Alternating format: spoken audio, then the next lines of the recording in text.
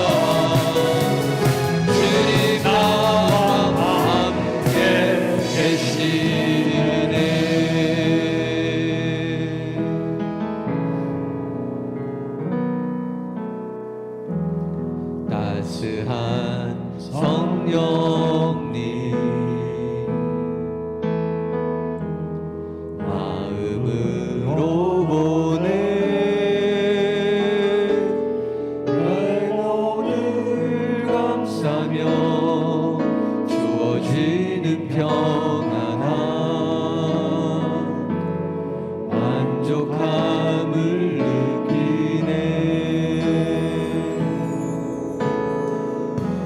사랑과 진리에 한 줄기 빛보네. 내 몸을 감싸며 주어지는 평안함, 그 사랑을 느끼네. 부르신 곳에서 나는 예배하네. 어떤 상황에도 나는 예배하네. 부르신 곳에서 나는 예배하네. 어떤 상황에도 나는 예배. 부르신 곳에서 부르신 곳에서 나는 예배하네. 어떤 상황에도 나는 예배하네. 부르신 곳에서 나는 예배하네. 어떤 상황에도 나는 예배하네. 내가 걸어갈 때 길이 되고 살아갈 때 삶이 되는 그곳에서 예배하네. 내가 걸어갈 때 길이 되고 살아갈 때 삶이 되는 그곳에서 예배하네. 부르신 곳에서 나는 예배하네. 어떤 상황에도 나는 예배하네. 부르신 곳에서 나는 예배하네. 어떤 상황에 우리 두 손 들고 고백하십시다. 부르신 곳에서 부르신 곳에서 나는 예배하네. 어떤 상황에도 나는 예배하네. 부르신 곳에서 나는 예배하네. 어떤 상황에도 나는 부르신 곳에서 예배하겠습니다. 나는 예배하네. 어떤 상황에도 나는 예배하네. 부르신 곳에서 나는 예배하네. 어떤 상황에도 나는 예배하네.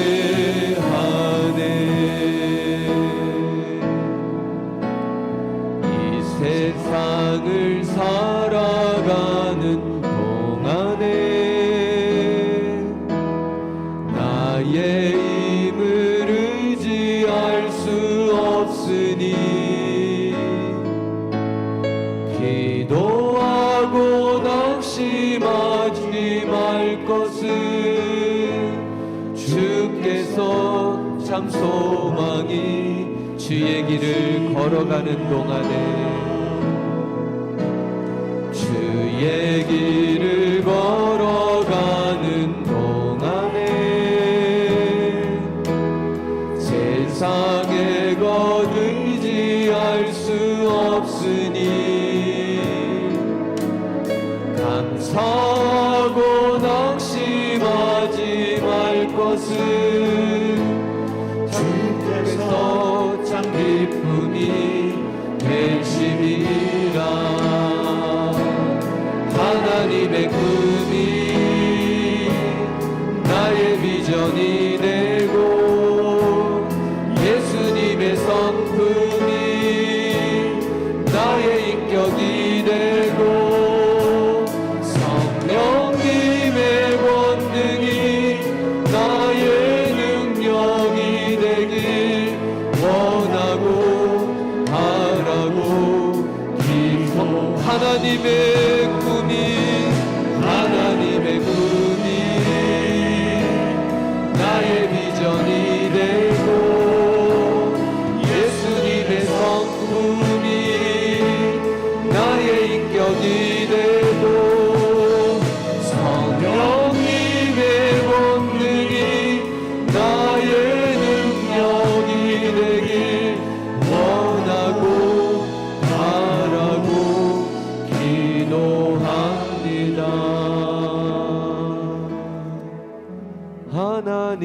하나님의 꿈이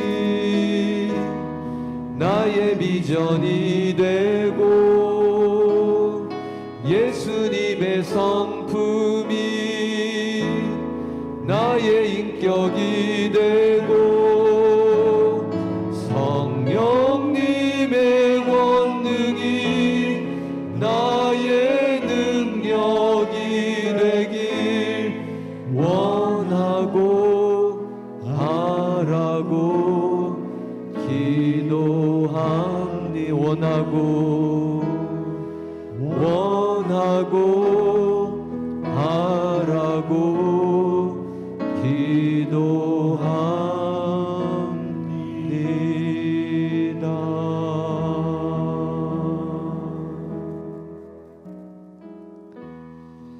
하나님 아버지, 오늘도 예배하게 하여 주시니 감사합니다. 저희는 비록 고단하고 힘겨운 하루를 살아가고 있지만 여전히 우리 하나님이 함께 계시기 때문에 우리 예수님 때문에 오늘을 넉넉히 이기며 내일을 소망하며 승리하는 줄 믿습니다. 주여, 이 험한 세상을, 이 고단한 세상을 살아가는 우리 모두에게 이 시간 말씀을 내려 주옵소서. 성령의 은혜와 권능을 부어 주옵소서. 그 말씀 붙잡고 주님의 백성으로 하나님의 백성답게 이 세상 한복판에서 능히 거룩한 삶 살아갈 수 있도록 오늘도 그 귀한 말씀 우리를 붙들어 주시옵소서. 하나님 아버지, 하나님의 꿈이 나의 비전이 되기를 원합니다. 예수님의 성품이 우리의 인격이 되어지기를 원합니다. 성령님의 권능이 우리 교회의 능력이 되어지기를 원합니다. 하나님 아버지, 이 험한 세상 한복판에서 능히 하나님의 권능의 백성으로 승리하며 하나님의 영광을 높일 수 있는 거룩한 승리함이 예배하는 우리 모두의 심령과 삶 가운데 가득할 수 있도록 충만히 채워 주시옵소서. 모든 영광을 받으시고 한없는 은혜를 우리 모두에게 부어 주시옵소서. 우리 사모하는 마음으로 우리 주여 한번 외치고 동성을 함께 기도하시겠습니다. 주여, 아버지 하나님 감사합니다. 하나님 아버지 감사합니다.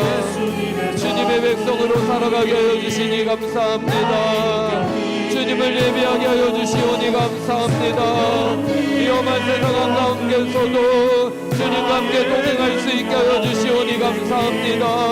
하나님 아버지, 그러나 연약합니다. 그러나 넘어집니다. 그러나 흔들리고 쓰러지오니 오늘도 하나님의 말씀을 우리에게 들려주시고 그 말씀을 붙들려 믿음에 굳게 서게 하여 주시옵소서. 성령이여, 우리에게 기름 부어 주시옵소서.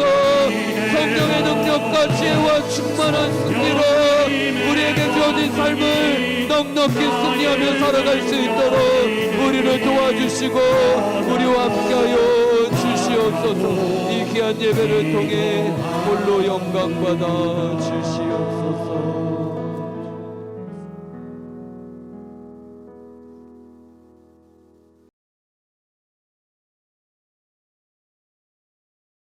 살아계신 하나님 감사합니다. 오늘도 우리에게 귀한 말씀을 주시려고 이 예배의 자리에 불러주시니 감사합니다. 선포되어지는 말씀을 통해서 우리가 들어야 하고 알아야 하는 것이 무엇인지를 분명하게 알 수 있는 귀한 시간 될 수 있도록 인도하여 주시옵소서. 주님께 모든 걸 맡겨드리며 살아계신 예수님의 이름으로 기도드립니다. 아멘. 오늘 함께 은혜 받을 하나님 말씀은 욥기 13장 1절부터 15절까지입니다. 욥기 13장 1절부터 15절까지 다 같이 합독해서 읽겠습니다. 1절부터 시작. 나의 눈이 이것을 다 보았고 나의 귀가 이것을 듣고 깨달았느니라. 너희 아는 것을 나도 아노니 너희만 못하지 않느니라. 참으로 나는 전능자에게 말씀하려 하며 하나님과 변론하려 하노라. 너희는 거짓말을 지어내는 자요 다 쓸모없는 의원이니라. 너희가 참음으로 참으로 잠잠하면 그것이 너희의 지혜일 것이라. 너희는 나의 변론을 들으며 내 입술의 변명을 들어보라. 너희가 하나님을 위하여 불의를 말하느냐 그를 위하여 속임을 말하려느냐. 너희가 하나님의 낯을 따르느냐 그를 위하여 변론하려느냐. 하나님이 너희를 감찰하시면 좋겠느냐 너희가 사람을 속임같이 그를 속이려느냐.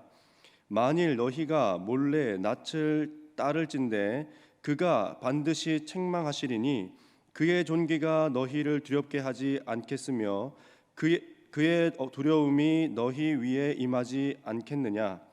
너희의 격언은 재 같은 속담이요 너희가 방어하는 것은 토성이니라. 너희는 잠잠하고 나를 버려두어 말하게 하라. 무슨 일이 닥치든지 내가 당하리라. 내가 어찌하여 내 살을 내 이로 물고 내 생명을 내 손에 두겠느냐. 그가 나를 죽이시리니 내가 희망이 없노라. 그러나 그의 앞에서 내 행위를 아뢰리라. 아멘.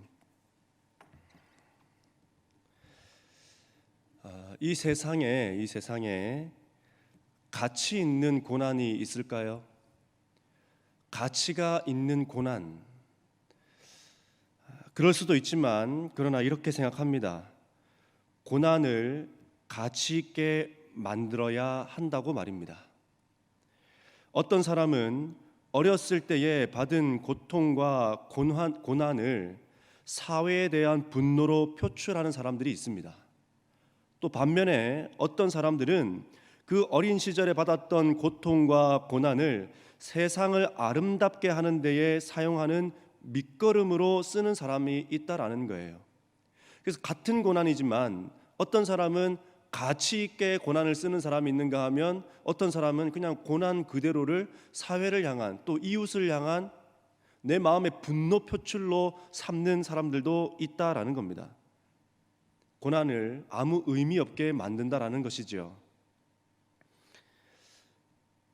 유한한 우리의 삶은 유한하지 않습니까? 유한한 우리의 삶, 그 끝에 무엇을 남기고 가려고 하는지 한번 좀 생각해 보시기 바랍니다.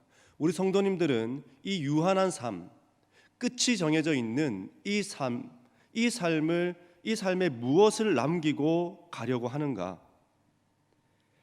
자, 그렇다면 생각해 보십시오. 나는 무엇을 남기고 갈 것인가? 자, 우리는 호랑이도 아니기 때문에 가죽을 남길 수도 없습니다. 어쩌면 이름을 남긴다라고 하는 이 말, 이것은 내가 누구인지에 대한 그 이미지 하나 남기고 간다라는 것이 바로 우리의 삶이다라는 거예요. 호랑이는 가죽을 남기고 사람은 이름을 남긴다. 이 이름을 남긴다라고 하는 것은 그 사람, 나라고 하는 사람의 이미지만 하나 딱 남겨놓고 가는 것 아니겠습니까? 어떤 이미지가 남고 우리는 떠날 것 같습니까? 이거 한번 생각해 보라는 거예요. 우리가 겪는 일들이 이전에 가지고 있던 하나님에 대한 지식과 완전히 상충될 때에 어디까지 하나님의 뜻으로 받아들이실 수 있겠습니까? 내가 이때까지 믿어왔고 내가 이때까지 알고 있던 그 하나님에 대한 지식, 경험, 이것들과 완전히 상충되는 일들이 벌어졌을 때에 어디까지 우리는 하나님의 뜻으로 받아들일 수 있겠냐라는 거예요. 더 나아가서 그것을 하나님의 뜻으로 받아들일 수는 있겠냐라는 겁니다. 고난을 만나게 되면 나타나게 되는 두 가지 현상이 있습니다. 그 첫 번째는 믿음이 더욱 커지고 좋아지고 깊어지는 사람이 있는가 하면 반대로 약해지고 작아지고 떠나버리는 사람이 있다는 겁니다. 고난을 만날 때 나타나는 두 가지 현상입니다. 더 깊어지든 아니면 떠나버리든. 그럼 지금 우리는 어떻는지 한번 생각해 보라는 거예요. 나는 지금 어떤 상황에 있는지를 한번 돌아보라는 겁니다. 사람이 울컥할 때는 이성적으로 말할 수가 없습니다.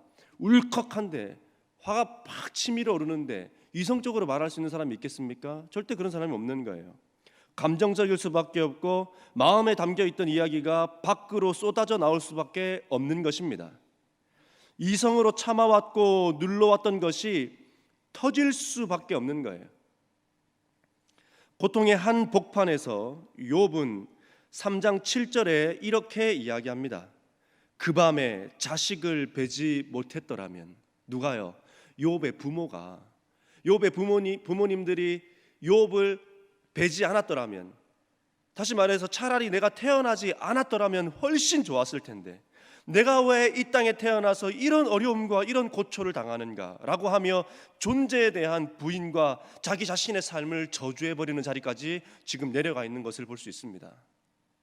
얼마나 그 고통이 극심하고 힘들었는지, 내가 안 태어난 게 더 나았을 뻔했다. 왜 우리 부모님은 나를 베셔가지고 나를 낳게 하셔가지고 이런 고통을 당하게 하는가 라고 하는 아주 삶의 밑바닥까지 내려가 있는 욥의 모습을 우리는 볼 수 있는 것입니다. 무슨 운명의 장난인지 자녀들이 다 죽었습니다. 재산도 다 잃어버렸죠. 욥에게는 총 4번의 재앙이 닥쳐왔습니다.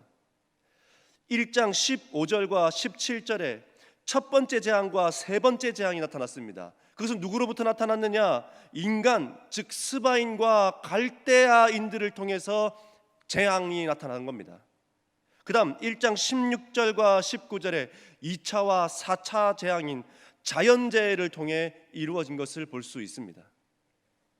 무언가 대책을 세우기도 전에, 왜 이 일이 일어났는지 원인을 생각해 보기도 전에 연이어서 계속 일이 벌어지는 거예요. 사랑하는 우리 성도님들, 파도가 한 번만 치는 바다가 없지 않습니까? 그렇게 계속 연이어서 계속 파도가 그렇게 친다라는 거예요. 자, 그런데 이 말씀 한 구절을 좀 들어보십시오. 야고보서 1장 12절입니다. 시험을 참는 자는 복이 있나니 이는 시련을 견디어 낸 자가 주께서 자기를 사랑하는 자들에게 생명의 멸류관을 얻을 것이기 때문이라. 시련을 견디어 낸 자가. 일어난 일들을 통하여 우리가 알 수 있는 것은 무엇입니까? 지금 욥에게 벌어진 이 일들을 통해서 우리가 알 수 있는 것이 어떤 것인가요? 하나님은 우리에게 벌어진 이 상황들을 통해서 우리에게 물으신다라는 거예요. 우리가 직면하고 있는 이 환경들을 통해서 물으신다라는 겁니다. 무엇을 묻고 계신가요? 욥아, 자녀들보다 나를 더 사랑하니? 부와 명예보다 나를 더 사랑하니? 너의 건강보다 나를 더 사랑하니? 너에게 남은 것이 아무것도 없을 때가 되었을 때에, 너에게 있는 것이 다 없어지고 사라진 그때가 되었을 때에 나를 원망하지 않고 사랑할 수 있겠니? 라고 지금 그렇게 묻고 계신 것입니다. 금을 재련하듯 쇠를 재련하듯 과정을 통과해야 멸류관을 얻을 수 있다라고 야고보서 1장 12절은 우리에게 말해주고 있는 거예요. 이것이 시련을 견디는 것입니다. 이 시련을 견디는 자가 생명의 멸류관을 얻게 된다는 거예요. 사람으로 인한 재앙과 자연으로 인한 재앙, 이 모든 재앙들을 당하고 난 이후에 욥이 한 행동을 한번 주목하여 보십시오. 1장 21절입니다. 이렇게 이야기합니다. 주시니도 여호와시요 거두시니도 여호와시오니 여호와의 이름이 찬송을 받으실지니이다 하고, 자, 그리고 이렇게 합니다. 20절에 1장 20절이요. 겉옷을 찢고 머리털을 밀고 엎드려서 뭐 했다고 이야기합니까? 예배했다라고 이야기합니다. 그 극심한 고통의 한 복판에서 욥이 한 행동은 하나님을 향해서 원망을 쏟아내거나 왜 나에게 이러한 일들이 벌어졌느냐라고 하며 불평불만하며 개탄에 빠져 있는 것이 아니라 무엇을 했다고요? 예배했다라는 것을 우리에게 보여주고 있는 겁니다. 자신의 슬픔을 하나님께 가지고 나갔다라는 말이에요. 삶이 고달프지 않는 사람은 세상에 아무도 없습니다. 삶이라고 하는 그 자체가 고달픔인 것입니다. 나이 들수록 눈물 나는 일만 왜 이렇게 많은지요? 고비가 나를 넘어가지 못하게 할 때에 나는 고비 앞에서 무엇을 하고 있는지 돌아보십시오. 욥은 그 고난의 한복판에서 나의 신뢰와 의지는 유일하신 하나님이시다, 이걸 보여주고 있는 겁니다. 고난의 한복판에서 욥이 한 행동, 나의 의지와 나의 신뢰는 오직 하나님이십니다라고 하며 예배의 자리로 나가고 있는 것을 볼 수 있습니다. 고난의 한복판에 계십니까? 어려움의 한복판에 계십니까? 예배해야 됩니다. 예배가 우리를 살게 하기 때문입니다. 우리 성도님들은 슬픔의 때에, 고난의 때에 누구를 찾으시냐라는 거예요. 누구에게 나의 마음을 말합니까? 하나님께 나가야 됩니다. 왜냐하면 고난은, 고비는 나를 부르시는 하나님의 음성이기 때문입니다. 왜 이런 일들이 일어났지? 왜 이런 일들이 나에게 벌어졌을까? 이것을 찾고 알아내는 시간이 아니라 하나님 앞에 납작 엎드리며 주님 앞에 주님을 아련하는 것, 이것이 바로 고난이 우리에게 주는 의미다라는 거예요. 죄를 뒤집어 쓰듯, 옷을 찢듯 몸을 납작 엎드려 우리 주님께 욥이 한 1장 20절과 같이 예배하십시오. 어디에서요? 그 고난의 한복판에서. 야고보서 5장 11절은 이렇게 이야기합니다. 욥의 인내를 보라고. 야고보 사도는 그렇게 언급했습니다. 욥의 인내. 자, 야고보가 예루살렘 교회를 치리하고 있을 때에 동족인 유대인들로부터 엄청난 공격을 받았습니다. 뿐만 아니라 로마의 박해가 극에 치닫고 있을 때였습니다. 성도들은 믿음을 지키지 못하고 흩어졌습니다. 그러나 흩어졌다고 끝인가요? 도망친다고 끝인가요? 숨어 지낸다고 끝인가요? 동네 사람들이 다 알고 있는데요. 저 사람이 예수쟁이다, 저 사람이 교회 다니더라, 다 알고 있는데요. 도망쳐도 이게 숨을 수가 없는 거예요. 로마의 박해는 그들을 찾아내 죽이는 환경 속에서 예수님을 구주로 믿고 따른다는 것은 목숨을 걸어야 하는 그런 상황이었습니다. 그래서 로마서의 말씀, 믿음으로 구원을 얻는다라는 말, 이 말에 사람들은요, 마음으로 믿기만 하면 되는 거구나, 마음으로 믿으면 되는 거구나 라고 하는 행함이 지금 약화된 시점이다라는 거예요. 믿음은 있는데 행하지 않는 그런 행함이 약화된 그런 상황 속에서 야고보 사도는 이렇게 이야기하는 겁니다. 구원은 믿음으로 받지만 그 믿음은 행위로 나타난다. 다시요. 구원은 믿음으로 받지만 그 믿음은 행위로 나타나게 되어 있다. 이 사실을 말해주고 있는 겁니다. 행함 없는 거짓 믿음이 범람하고 있는 이 시대에 성도된 우리에게 무엇이라고 말씀해주고 있는 것일까요? 다시 한번 우리 자신에게 있는 믿음이라고 하는 것이 어떤 것인지를 점검해 보라는 겁니다. 진짜 믿음인지 아니면 가짜 믿음인지를 말입니다. 오늘을 살아가는 우리에게 행위로 나타나야 하는 믿음은 무엇일까를 지금 묻고 있는 거예요. 다시 욥기로 돌아가서 욥기 2장 1절은 이렇게 이야기합니다. 사탄이 여호와 앞에 다시 나타나 거짓 상소를 올립니다. 그 이유는 욥의 영혼을 빼앗으려 함도 있지만 사실은 잘 보십시오. 하나님을 흔들고 있는 그의 속내가 드러나고 있는 겁니다. 욥의 생명을, 욥의 영혼을 빼앗아 가는 것처럼 보이지만 사실은 그렇지 않습니다. 하나님을 흔들고 있는 거예요. 자, 그런데 하나님은 욥을 향하여 일관되게 말씀하십니다. 2장 3절에 온전하고 정직하여 하나님을 경외하며 악에서 떠난 자가 없느니라. 하나님의 결론은 여전히 자기의 온전함을 지키고 있다. 하나님의 결론은 여전히 욥이 온전한 자다, 악에서 떠나 있는 자다라고 하시면서 욥을 향한 무한한 신뢰를 지금 보여주고 있는 것입니다. 하나님은 어떤 사람을 신뢰하실까요? 하나님은 어떤 사람을 신뢰하시는 것일까요? 그것은 바로 온전한 사람을 신뢰하신다라고 성경을 통해 우리에게 말씀하십니다. 완전한 사람이 아니에요. 온전한 사람이에요. 온전한 사람. 무슨 말입니까? 비록 흔들릴 때도 있지만 그 삶의 방향이 어떠한 순간에도 하나님을 지향하는 사람, 이게 온전입니다. 하나님을 추구하는 사람, 이게 온전입니다. 하나님을 닮으려고 하는 사람, 이게 바로 온전입니다. 하나님은 이런 사람을 신뢰한다라는 거예요. 자, 그래서 사탄은 욥이 흔들리면, 욥이 하나님을 부인하면 그의 목적은 달성하게 되는 겁니다. 그래서 하나님은 욥을 보고 실망하게 될 것이고 시리에 빠지게 될 것이기 때문입니다. 이 시험의 목적은, 사탄이 지금 하고 있는 이 시험의 목적은 하나님을 흔드는 것에 있습니다. 인간과 하나님의 사이를 깨놓는 것에 있다라는 겁니다.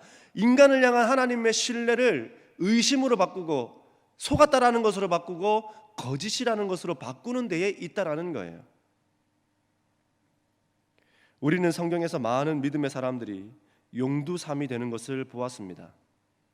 처음에는 하나님 중심이었지만 어느 순간 가랑비에 옷이 젖듯 죄악과 탐욕과 불의에 흠뻑 빠져 있는, 경건의 모양은 있지만 경건의 능력은 없는 그런 모든 능력이 상실된 사람들을 우리는 성경을 통해 많이 보았습니다. 그 중에 몇 사람만 소개하자면 사울이 그랬습니다. 사울. 예배를 자기가 집도하며 전쟁에 출장해버립니다. 하나님의 권위에 순종하지 못했고 더 나아가서 자기가 보기에 좋은 것들을 남겨두었죠. 그런 탐욕을 이기지 못하고 결국 그 말로가 비참하게 마감됐음을 우리는 볼 수 있습니다. 또 한 사람 더요. 솔로몬이 그랬습니다. 성경에는 이방 여인과 결혼하지 말라고 했단 말이에요. 자, 그런데 평화와 안정적인 삶이라고 하는 인간 본연의 추구를 이기지 못하고 백성들에게 보장된 삶을 준다는 명목, 이 명목하에 정략 결혼으로 온 이스라엘을 우상 숭배자로 만들었을 뿐만 아니라 나라를 두 쪽으로 쪼개서 결국 멸망하게 만들어버린 것 아닙니까?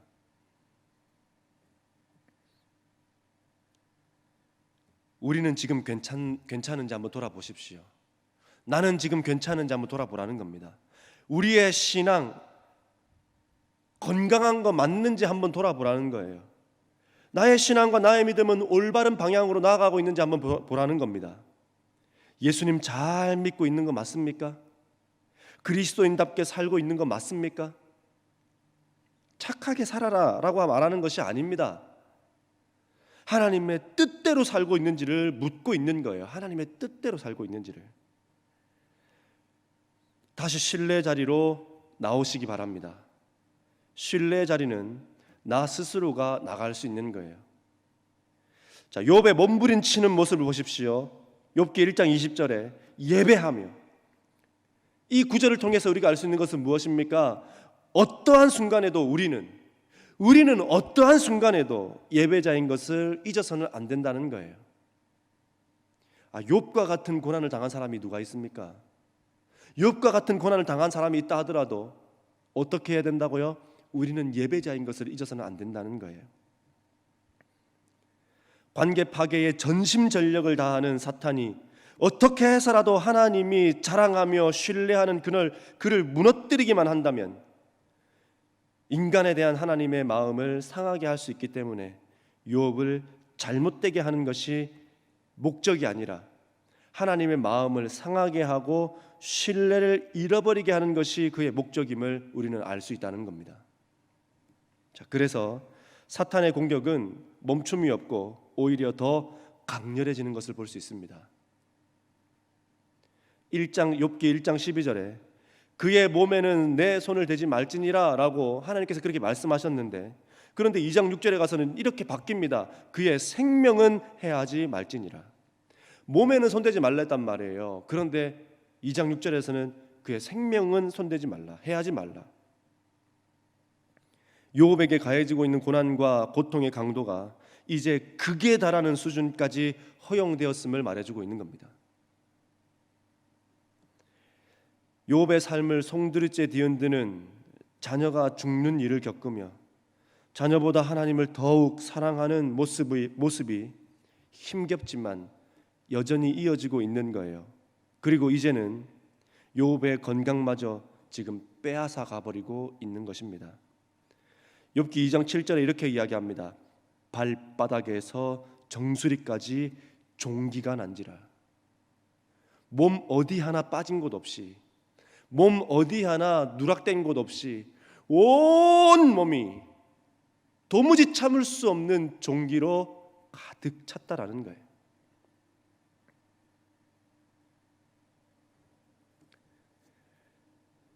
그릇 조각으로 피가 나도록 몸을 긁고 있는 욥을 향하여 그의 아내가 이렇게 말했습니다. 2장 9절이요. 하나님을 욕하고 죽어라. 언제라도 자신의 편인 아내마저 차라리 죽는 게 낫다라며 남편에게 말하고 있습니다. 사랑하는 성도님들, 돈을 잃었습니까? 사람을 잃었습니까? 건강을 잃었습니까? 회생이 불가능할 정도로 다 무너져 버렸습니까? 그렇다 할지라도 우리는 2장 10절을 잊어서는 안 됩니다. 욥기 2장 10절에 이렇게 말하고 있습니다. 입술로 범죄하지 아니하니라. 다 잃고 다 끝났고 도무지 회생조차 되지 않을 것처럼 보이는 그 상황 속에 욥은 이렇게 합니다. 입술로 범죄하지 아니하니라. 우리도 이렇게 되기를 바랍니다. 입술로 범죄하지 않는다라고 하는 말은 무슨 말입니까? 마음으로, 생각으로도 하나님을 향한 원망과 저주가 없이 그 마음 구석구석 하나님을 신뢰하고 있다는 말을 하고 있는 거 아닙니까? 입으로만 말 안 하면 원망하지 않는 건가요? 입으로만 말하지 않으면 불평하지 않는 건가요? 그렇지 않습니다. 마음으로까지, 생각으로까지 하지 않는 것이 원망과 저주를 하지 않는 것이다. 입술로 범죄하지 않는 것이다 라는 거예요. 그래서 욥기 2장 10절은 이어서 이렇게 말합니다. 우리가 하나님께 복을 받았은즉 화도 받지 아니하겠느냐 라고 말하면서 저주와 원망의 자리에 머물러 있지 않습니다. 어쩌면 저주하고 원망하는 것이 마땅해 보일 수 있습니다. 그렇게 해도 된다고 사람들이 동의할 수 있습니다. 그러나 기억하십시오. 어떤 경우에도 우리는 피조물입니다. 창조주를 저주하고 원망할 자격이 우리에게는 없다라는 거예요. 우리에게 있는 것은 무엇입니까? 하나님을 하나님 되게 할 그것밖에는 없다라는 거예요. 그런데 얼마나 많은 사람들이 피조물이 창조주 앞에 그 준엄하고 어미하신 하나님을 밑바닥까지 끌어내리고 있습니까? 욥이 당한 고통의 시간은 얼마인지는 몰라도 여러 달이었다라고 욥기 7장 3절은 이야기합니다. 이와 같이 내가 여러 달째 고통을 받으니. 자, 그런데 참으로 이상합니다. 우리가 살아봐서 알잖아요. 다른 것들은 다 익숙해지는데 고통은 익숙해지지가 않습니다. 욥에게 이 고통은 계속적으로 지금 이어지고 있는 거예요. 계속되는 고난과 고통 속에 친구들의 맹비난은 욥의 마음을 흠집내어 하나님과의 사이를 갈라놓고 있다는 사실입니다. 욥이 하나님을 향한 마음만 가르는 것이 아니라 자꾸 흔들림을 통해서 어쩌면 하나님과 우리의 사이가 지금 갈라지고 있다. 그 사실을 우리에게 보여주고 있는 겁니다. 자, 이 친구들이 뭐라고 말했는지 좀 소개해 드리도록 하겠습니다. 엘리바스, 그는 창세기 36장 10절과 11절에 에서의 후손입니다. 에서의 후손으로 자신의 개인적인 인생 경험과 자신의 지식이 그 가진 수준, 이 틀을 벗어나지 못하고 그가 가진 경험과 그 수준으로 욥에 대해서 이야기합니다. 4장 7절에 죄가 없이 망한 자가 누구인가? 정직한 자의 끊어짐이 어디 있는가? 이렇게 이야기하면서 네가 숨겨놓은 죄가 있지 않느냐라고 그런 얘기를 하고 있는 겁니다. 그리고 난 이후에 4장 8절에 악을 밭갈고 독을 뿌리는 자는 그대로 거두나니, 인생의 경험 아닙니까? 인간이 겪게 되는 고난이라고 하는 것이 사람이 만들어낸다고 지금 이야기하는 겁니다. 네가 받고 있는 고난은 네가 만들어냈다라고 지금 그 얘기하는 거예요. 그래서 한번 생각해 보십시오. 쓰나미로 죽은 사람들, 비행기 사고로 죽은 사람들, 지진으로 죽은 사람들, 그렇다면 이 모두가 죄를 지었기 때문에 그렇게 죽은 것입니까? 그렇다면 나는 죄를 짓지 않았기 때문에 여전히 살아있는 것일까요? 그렇지 않다라는 겁니다. 때때로 우리는 신앙이라고 하는 이름으로 사람을 재단할 때가 너무나 많다라는 거예요. 어떤 사람이 당하고 있는 고통과 고난과 슬픔을 신앙이라고 하는 이름으로, 내가 살아온 경험이라고 하는 그 이름으로 그 사람의 아픔과 고통과 슬픔을 재단해 버릴 때가 너무나 많다라는 겁니다. 엘리바스는 욥에게 말합니다. 5장 8절에 나라면 하나님을 찾겠고 내 일을 하나님께 의탁하리라. 나라면 이라는 말로 욥이 하나님을 찾지 않고 있으며 얼른 하나님께로 찾으라, 하나님을 찾으라 라고 말하고 있는 것입니다.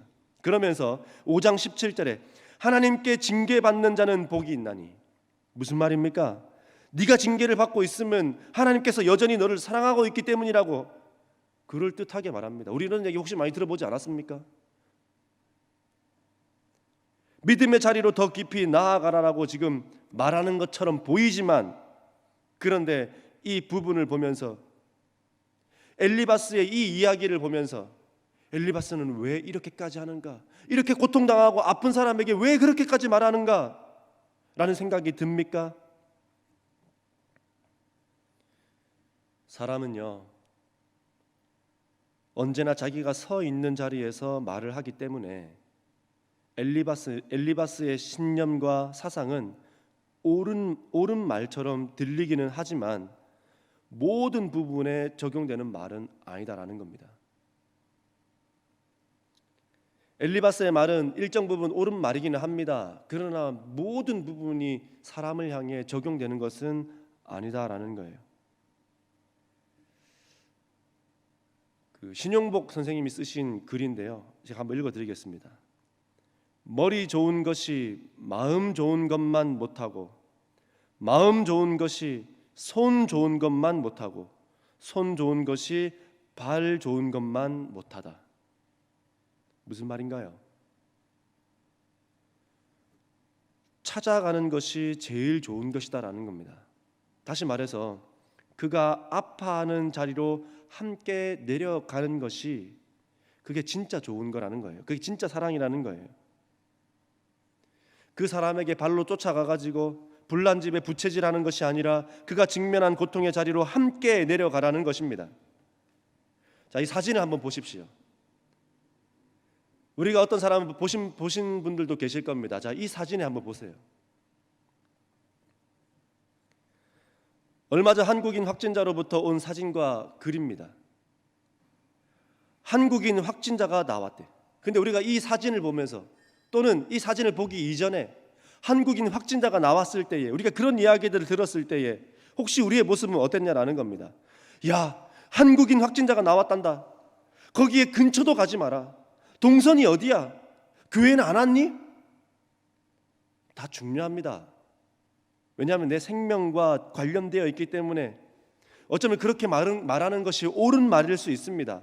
그러나 그것만으로 끝났다면 정말 옳다고 말할 수 있겠냐 이 말이에요. 우리가 엘리바스를 미워할 수 있는 사람이냐 이 말입니다. 엘리바스를 향해 엘리바스는 왜 욥에게 그렇게까지 말하는 사람인가라고 말할 수 있냐라는 거예요. 사진을 보고 한번 생각해 보십시오. 똑같은 일을 보고도 어떤 사람은 야, 큰일 났다, 한국인도 생겼다더라, 조심하자, 교회는 안 왔다더냐, 그 동선이 어디냐, 그 사람 어디 다녔다더냐, 누구 만났다더냐. 중요하죠. 그러나 그 집에 그거 하나 보내봤습니까? 그 영혼을 품고 기도 한번 해봤습니까? 지금 그거 묻고 있는 겁니다. 관찰보다는 애정보다는 실천적 삶보다는 입장의 동일함이 더욱 중요하다라는 거예요. 이게 발로 찾아가는 겁니다. 무엇보다도 입장의 동일함의 자리에 가는 것이 진정한 의로서의 사랑이라는 겁니다. 이게 의로움이라는 거예요. 의로움. 이건 안 돼, 저건 돼. 왜 저렇게 하지? 왜 이렇게 하니? 이게 의가 아니라, 의가 무엇이라고요? 그 사람의 입장에 동일함을 갖는 것. 이게 바로 관계의 최고의 형태라는 겁니다. 그게 그리스도께서 우리에게 오신 거잖아요. 그의 발이 되는 것은 길을 가르쳐 주는 것이 아닙니다. 무엇이 잘못되었는지 알려주는 것이 아닙니다. 같이 비를 맞아주는 것이며 같이 그 길을 걸어가는 것이 그의 발이 되는 것입니다. 그리고 두 번째 사람 빌닷이요. 창세기 25장 2절에 나와 있습니다.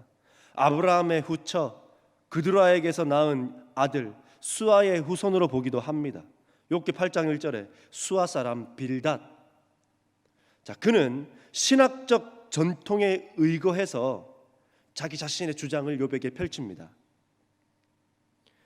욥기 8장 2절과 6절. 그는 욥과 자녀들이 당한 고통에 대하여 말하기를 너희가 중대한 죄악을 범한 까닭이다, 이렇게 이야기하는 겁니다. 이게 신학적 전통에 보면 그게 맞는 말처럼 보입니다.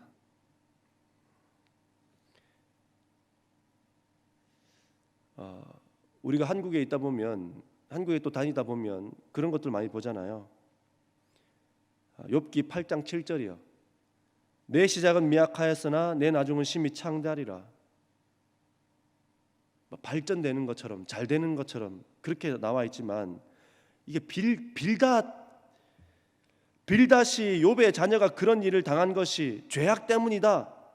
네가 하나님 앞에 청결하고 정직하면 너를 돌아보실 거야 라며 빌닷이 한 말입니다. 이 말이 네 시작은 미약하잖아, 나중은 창대하리. 이게 짜장면집에 붙을 일이 아닙니다. 이게요, 어떤 가게에 붙어가지고 정말 큰 가게가 될 거다, 그 얘기가 아닙니다. 이게 빌닷이 욥을 엄청나게 핍박하면서 욥의 삶을 총두리째 무너뜨리는 그 말인데, 우리는 그거를 가게에다 묻혀놓고 마치 진짜 크게 될 것처럼 막 이렇게 얘기하는데, 이게 잘못됐다는 거예요. 왜냐하면 그 부분만 봐서 그렇습니다. 빌닷이 어떤 마음을 담아서 얘기했는지 아시겠죠? 빌닷의 논리는 하나님의 복은 의로운 사람에게 주어지는 것으로, 욥이 네가 다시 잘되기 위한 유일한 길이 딱 하나가 있는데, 그건 바로 네 죄가를 다 고백하고 용서를 비는 것밖에는 없다. 그래야 네 삶이 회복된다. 지금 그 얘기하고 있는 겁니다. 욥이 뭐 이거 몰라서 안 할까요? 욥도 신앙이 만만치가 않은데 욥이 그거 몰라서 지금 안 하겠냐, 이 말이에요. 근데 빌닷은 자꾸 그 논리로 이야기하는 거예요. 네가 다시 복받기 원하느냐, 네가 다시 잘되기 원하느냐, 네 시작은 지금 이렇게 미약한 것처럼 무너지고 깨지고 박살나 있지만 나중에는 심히 창대하게 되는 것처럼 그렇게 되고 싶냐? 그럼 네 죄가를 다 고백해라. 네가 지금 회개 안 해서 그렇다, 네가 지금 하나님 앞에 지은 죄가 크기 때문에 그렇다, 그 얘기하는 거예요. 그래서 다시 말해서 빌닷이 지금 말하고 있는 회복의 개념, 빌닷이 가지고 있는 욥을 향하여서 말하고 있는 회복의 개념은 무엇이냐? 원래의 재산을 되찾는 것이다라고 하는 그 결론으로 지금 도달하고 있는 거예요. 자, 그러면 사랑하는 성도님들, 한번 생각해 보십시오. 재산을 되찾는 게 회복입니까? 우리가 고난 당할 때에 우리의 기도가 잃어버린 재산이나 되돌려 달라고 하는 기도가 되어서는 안 된다는 거예요. 우리가 고난당하고 어려움이 있을 때에 이 어려움을 해결해 달라고 하는 이런 재산이나 돌려달라고 하는 이런 기도가 되어서는 안 된다는 겁니다.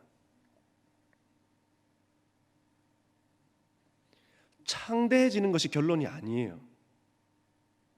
작았는데 커지는 게 결론이 아니란 말입니다. 인간들의 교훈은, 인간들의 말은 하나님의 말씀이 아니라는 것을 꼭 기억하시기 바랍니다. 많은 사람들은 이런 교훈들을, 상식적인 수준들을 진리인 것처럼 가르치고 말하는데, 우리는 어떤 사람들이 되어야 된다고 지금 말하고 있는 건가요? 세상이 가지고 있는 교훈, 상식적인 수준들이 아니라, 또 우리의 경험들이 아니라 하나님의 말씀만 믿고 따라야 되는 사람이다라는 것을 우리에게 말해주고 있는 겁니다. 얼마나 말씀을 믿고 따르고 계십니까? 얼마나 말씀대로 살아가고 있습니까? 말씀이 우리에게 무엇을 요구하고 있습니까? 그런데 우리는 그 말씀을 어떻게 재단하고 있나요? 어떤 경험으로 재단하고 있습니까? 어떤 지식으로 재단하고 있습니까? 지금까지의 우리의 경험으로 그 사람이 당한 고통, 또 내가 당한 어려움, 이것을 판단하지 마시기 바랍니다. 사람은 판단받는 대상도 아니지만 판단은 하나님만이 하실 수 있는 영역임을 절대 잊지 않으시기 바랍니다. 나 자신도 나를 판단하면 안 돼요. 왜요? 하나님만이 나를 판단하실 수 있는 분이란 말이에요. 한 사람의 잘못된 경험과 신념이 고통 중에 있는 사람을 회복 불능으로 만들 수 있음을 아시기 바랍니다. 빌닷은 욥을 회복할 수 없는 자리로 지금 이끌고 있는 거예요. 뭘 알려주려고 하지 말고, 뭘 가르쳐 주려고 하지 말고 같이 울어주십시오. 같이 거기서 엉엉 울어주십시오. 손잡고 같이 우십시오. 예전에 들었던 드라마 대사입니다. 한번 들어보십시오. 그냥 써 팍팍. 내가 미술학원 다닐 때 물감이 아까워서 조금씩 썼거든. 그랬더니 어떻게 됐는지 알아? 중간에 굳어서 반도 못 쓰고 버렸어. 물감이랑 마음이랑 다 똑같아. 아끼지 마. 그러다가 굳어버려. 저번에 오빠 네가 그랬잖아. 마음도 물감 같은 거라고. 굳기 전에 써야 한다고. 혹시 우리 이러고 있는 거 아니냐라는 거예요. 아니, 얼마나 오랫동안 쓰려고 아끼십니까? 그거 물감 꼬투리 조금 짜가지고 그 뭐 얼마나 쓰려고 그거 그렇게 찌끔찌끔 그렇게 씁니까? 다 굳어버리는데. 그러다가 유통기한 지나면 다 버려야 되는 거 아닙니까? 유통기한 지날 때까지 보관했다가 버리는 곳이 냉장고가 아니잖아요. 그 안에 얼마나 많은 것들이 그득그득 쌓여 있습니까?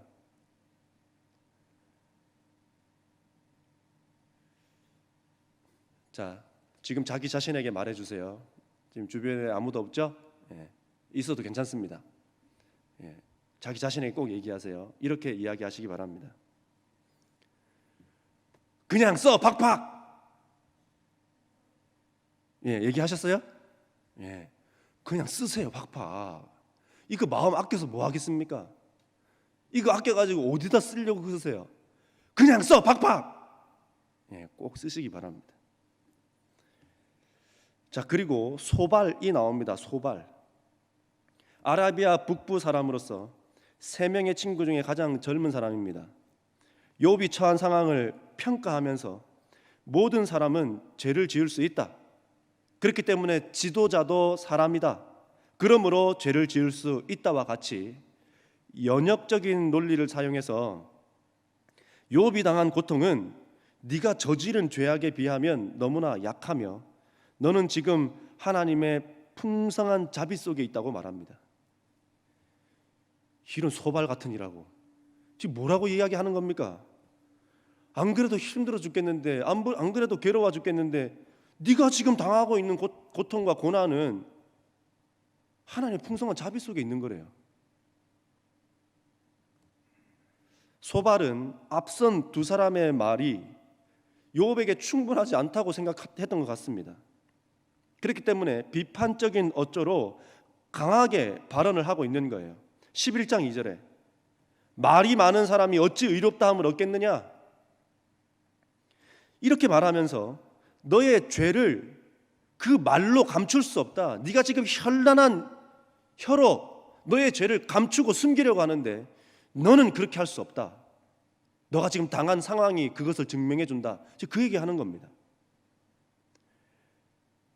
욥은 자기가 당한 그 입장을 지금 친구들에게 말했을 뿐인데 소발은 이에 대해서 11장 4절부터 6절에 이렇게 이야기합니다. 네 말에 의하면 너는 정결하고 주께서 보시기에도 깨끗하다 하는구나. 이렇게 이야기하면서 전통적인 신앙이나 덕행에 있어서 다른 친구들보다 더 낫다는 말을 하고 있다고 욥이 말하고 있는 그 변론을 궤변이라고 지금 이야기하고 있는 겁니다. 욥, 네가 말하고 있는 그 말은 궤변이다. 말이 안 맞다. 왜냐? 네가 지금 당하고 있는 꼴을 보면 알 수 있다. 그 얘기하는 겁니다. 사람은 자신에 대해서는 언제나 수긍하고 긍정적인 태도를 갖는 반면에 타인에 대해서는 부정하는 경향을 많이 갖습니다. 소발의 귀에는 욥의 탄식이 자기 자신을 변명하고 하나님을 왜곡하는 말로 들렸다라는 거예요. 왜요? 지금 소발의 눈에는 욥이 당하고 있는 그 환경, 처해져 있는 여건을 보고 있기 때문에 그렇습니다. 우리 근데 그런 경험 있지 않습니까? 나는 내가 당한 모든 상황을 알잖아요.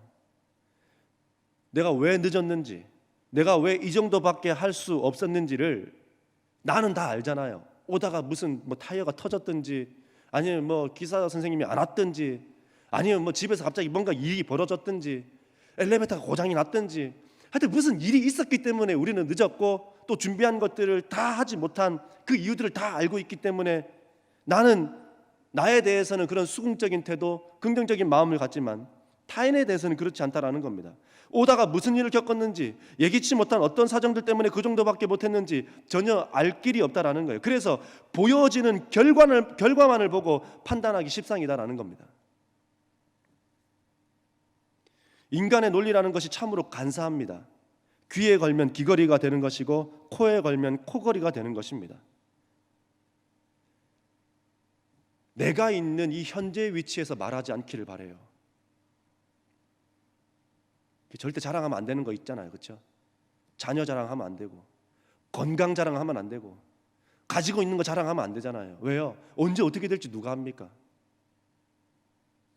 내가 지금 있는 위치에서 다른 사람들을 재단하고 평가해서는 안 된다는 거예요.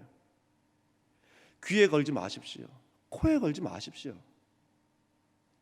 소발의 말은 여기서 끝이 아닙니다. 결정적인 한마디를 아주 비수를 꽂듯이 날립니다. 11장 12절에 허망한 사람은 지각이 없나니 그의 출생함이 들나귀 새끼 같으니라. 이게 무슨 말이냐면 이런 말입니다. 똑똑해지는 것은 마치 들나귀 새끼가 사람으로 태어나는 것만큼 어려운 일이다. 나귀가 사람으로 태어나는 것만큼 어려운 일이래요. 뭐가요? 똑똑해지는 것이. 그게 무슨 얘기하는 겁니까? 욥, 너는 사실상 지금 구제 불가능한 상태다. 너는 미련한 사람이다. 지금 그 얘기하는 겁니다. 자, 이 세 사람의 공통점이 무엇일까요? 이 세 사람의 공통점은 이것입니다. 하나님의 뜻을 자신들이 가지고 있는 지적 수준과 경험적 알미라고 하는 테두리를 벗어나지 못하고 욥의 상황도 이해하지 못할 뿐만 아니라 하나님의 마음까지도 이 사람들은 재단해버리고 있는 거예요. 하나님이 이럴 거야, 하나님이 이런 분이야, 하나님 저런 분이야, 그러니까 네가 이러고 있지. 자, 그래서 욥기 12장 1절부터 13장 19절까지의 대화는 욥이 친구들을 향하여 말하지만 후반부인 13장 20절부터 14장 22절에는 그 관심, 욥이 가지고 있는 관심과 마음이 친구들에서 하나님에게로 옮겨지고 있는 것을 우리는 볼 수 있습니다. 그전에는 욥이 친구들과 자꾸 대화만 했어요. 친구들과 답을 찾아보려고 했단 말이에요. 근데 거기서 멈추지 아니하고 13장 20절부터 14장 22절까지는 어떤 것이 나오냐? 사람에게 향했던 마음이 지금 하나님에게로 옮겨지고 있는 것을 우리에게 보여주고 있습니다. 이것을 우리는 주목해야 되는 거예요. 자, 그래서 욥기를 사람에게 위로를 할 거면 똑바로 해야 한다, 이런 수준으로 끝내서는 안 됩니다. 욥이 고난과 고통 속에서 무엇을 하고 있는지를 보아야 되는 거예요. 친구들의 말과 욥의 대화를 보면서 철저하게 우리가 알 수 있는 것은 인간의 지식과 경험으로는 고통을 해결할 수도 없고 그 고통의 이유조차 알 수 없다는 거예요. 사람들 간의 대화로 위로받을 수도 없고 이 고통과 고난을 해결할 수도 없다라는 것을 우리에게 분명하게 말해주고 있는 겁니다. 그래서 무엇을 말하고 있습니까? 우리의 진정한 위로자 되시는 분이 바로 하나님밖에 없음을 우리에게 알려주고 있는 거예요. 그래서 욥은 사람에게 향했던 그 마음과 생각과 관심이 이제 하나님께로 옮겨지고 있는 것을 우리는 볼 수 있습니다. 13장 3절이요. 참으로 나는 전능자에게 말씀하려 하며 하나님과 변론하려 하노라. 자, 무슨 말입니까? 사람들의 불필요한 조언이 아니라 하나님께 직접 말씀드리고 아련하겠다는 의지를 지금 보여주고 있는 겁니다. 지금 사람에게 있던 것들이 조금씩 하나님께로 옮겨지고 있는 것을 우리는 볼 수 있는 거예요. 격정적인 논쟁이, 이런 내가 당한 고통과 이 사람들이 말하고 있는 이 논쟁들이 욥을 더 깊은 시리와 구덩이에 빠뜨리는 것이 아니라 오히려 하나님을 더 바라보게 했다는 사실입니다. 고난 속에 고난을 보고 있는 것이 아니라 하나님을 찾고 있는 욥의 모습을 보십시오. 하나님을 찾아야 삽니다. 사랑하는 성도님들, 하나님을 찾아야 살 수 있는 겁니다. 욥은 하나님과의 관계를 뒤흔들리게 만드는 오해를 지금 제거하고 있는 거예요. 그 오해들을 하나씩 제거해내고 있다는 사실에 주목하시기 바랍니다. 진실은 어디에 있는 거예요? 사람과 사람의 말에 있는 것이 아닙니다.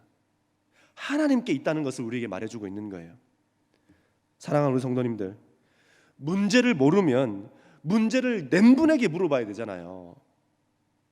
그런데 수준이 똑같은 사람들끼리 얘기한다고 해서 수준이 높은 그 하나님의 뜻을 우리가 어떻게 알 수 있겠습니까?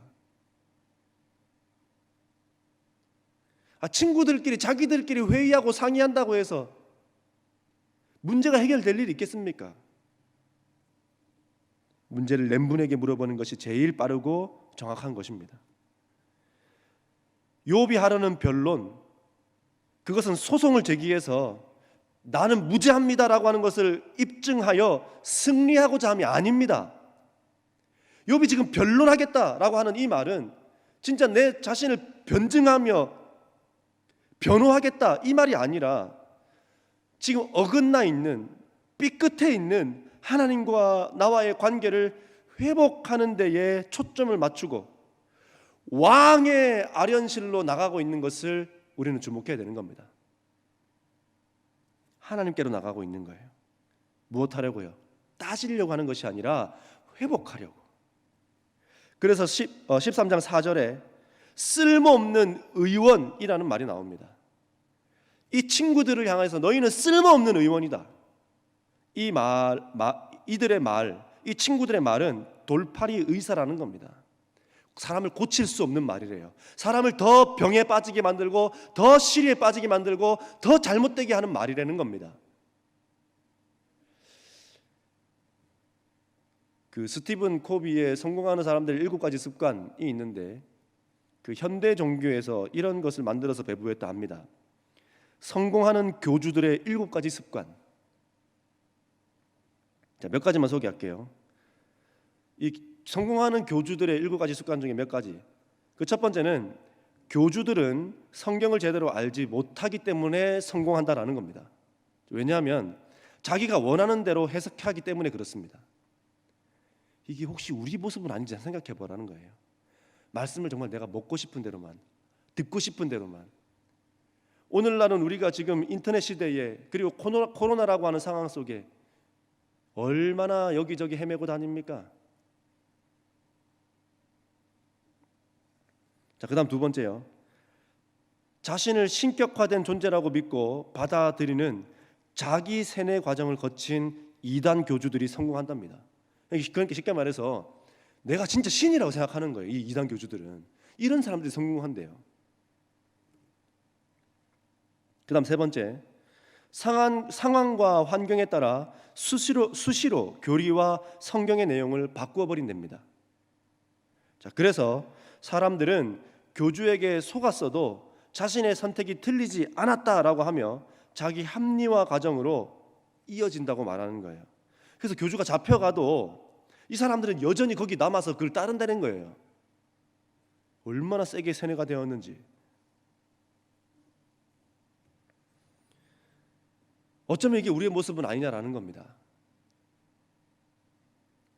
말씀을 내가 듣고 싶은 대로, 내가 먹고 싶은 대로, 내가 좋아하는 것만 찾아 헤매서 그것만 듣고 있는, 그래 이게 말씀이지, 그래 이게 말씀이야 라며 재단하는 자리에 우리가 있는 것은 아니냐라는 거예요.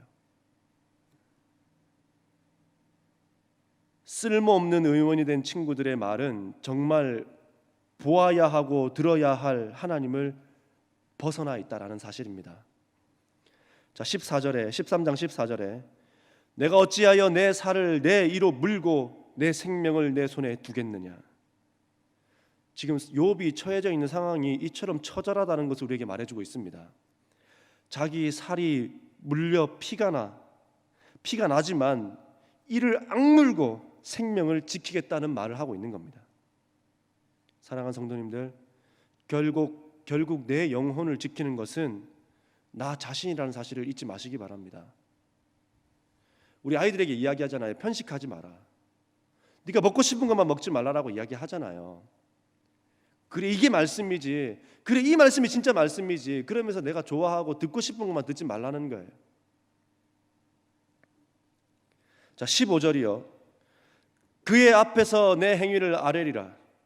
자, 욥은 결국 그 욥의 결국은 하나님께로 나아가기를 선택합니다. 인간들과 사람들과 어쩌면 나의 편지라고 생각되어지는 그 멀리서 찾아온 친구들과 변론하고 이야기하고 나누는 것에 답이 있고 소망이 있고 방향이 있는 것이 아니라 하나님께 있음을 알고 그는 하나님께로 나아가기로 선택했다라는 겁니다. 하나님께 나아가야 됩니다. 왜냐하면 하나님만이 아시기 때문이에요. 말씀 맺겠습니다. 14장 1절과 2절이요. 이거 한번 읽어보겠습니다. 14장 1절과 2절 함께 읽을게요. 시작. 여인에게서 태어난 사람은 생애가 짧고 걱정이 가득하며 그 꽃과 같이 자라나서 시들며 그림자같이 지나가며 머물지 아니하거늘. 무슨 말입니까? 욥은 인생에 대하여 말하기를 연약하다, 짧다 이렇게 생각합니다. 또 그렇게 말해요. 그리고 꽃과 그림자로 비유하며 꽃은 약하여서 금방 시들고 시든 꽃은 아름다움을 잃고 추한 모습으로 변하는 것 아니냐. 그렇게 인생을 이야기하는 거예요. 그러면서 더 깊이 나갑니다. 그림자다. 그림자라 함은 실체가 없는 허상에 불과하기 때문에 연약하고 짧은 이 인생이 덧없음을 표현하고 있는 것입니다. 고난 중에 있는 욥이 인생을 바라보고 있는 관점입니다. 어쩌면 욥의 말과 같이 삶은 짧아서 별 볼 일 없는 것으로 여겨질지 모릅니다. 그러나 사랑하는 성도님들, 삶이라고 하는 것이 짧기에 더 아름다울 수 있습니다. 얼마나 사느냐가 아니라 어떻게 사느냐가 중요한 거 아닙니까? 호랑이는 가죽을 남기고 사람은 이름을 남긴다는데 우리는 주님의 부르심 그때가 되었을 때에 우리는 후손들에게 어떤 나에 대한 이미지 하나 남기고 갈 거냐 이 말이에요.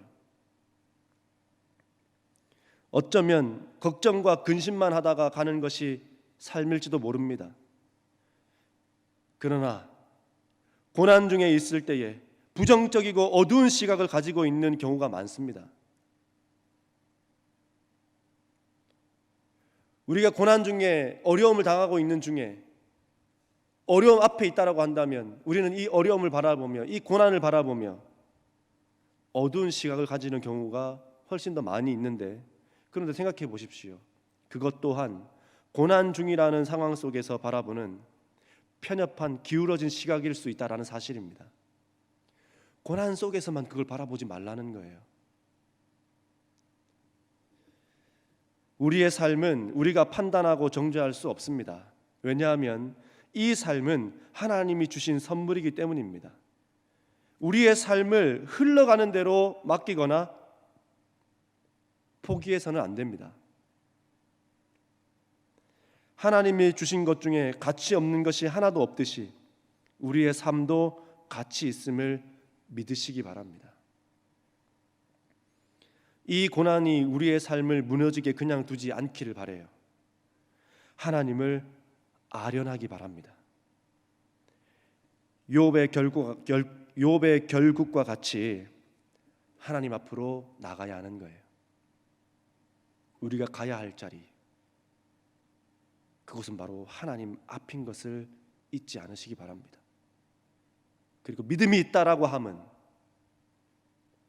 실천적 삶이 수반될 때에 그것이 진짜 믿음이 있다라고 말할 수 있는 것입니다. 하나님을 아련하십시오. 결국 하나님 앞으로 나아가는 우리가 되길 바랍니다. 그리고 하나님의 자녀로서 우리가 해야 할 바가 무엇인지를 잘 기억하고 이번 한 주간도 그렇게 실천적 삶으로 하나님께 영광 돌리는 우리 모두가 되기를 바랍니다. 기도하겠습니다. 고마우신 하나님, 믿음이 있다라고 함은 삶으로 나타날 때에 그것이 믿음이 있다라고 말할 수 있는 것입니다. 또 우리가 믿음이라고 하는 그 말로 누군가의 아픔과 슬픔을 재단하고 정죄하고 있는 것은 아닌지요. 진짜 의, 사랑이라고 하는 것은 발휘되어 그에게 찾아감으로 함께 울어주고 함께 손잡아주고 어쩌면 그들의 냉장고를 채워주는 것과 같이 아끼지 않고 나누어 주는 것인지도 모르겠습니다. 우리에게 실천적 삶이 더 따르게 하여 주시고 세상의 가치관과 기준으로 상황을 바라보는 것이 아니라 왕을 아련하듯 하나님을 아련함으로 문제를 풀어낼 수 있는 우리 믿음의 성도들 다 될 수 있도록 인도하여 주시옵소서.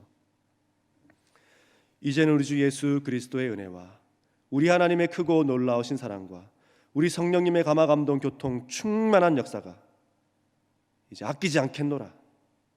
나에게 있는 것을 팍팍 쓰면서 하나님의 사랑을 전하며 나타내며 보이겠노라. 또 내가 가지고 있는 신앙의 수준과 경험으로 재단하지 않겠노라. 정죄하지 않겠노라. 나의 삶도 그렇게 하지 않겠노라. 다짐하고 결심하는 우리 모든 성도님들의 삶 속에 하나님의 인도하심과 동행하심과 역사하심이 이제로부터 함께 하시기를 간절히 축원하옵나이다. 아멘. 사랑하는 우리 성도님들, 한 주간 동안도 주님 닮은 사람으로 승리하며 또 표현하며 또 주님을 늘 아뢰이며 나아가는, 또 아련하며 나아가는 우리 모두가 되기를 바랍니다. 한 주간 동안도 건강하시고 다음 주에 뵙도록 하겠습니다.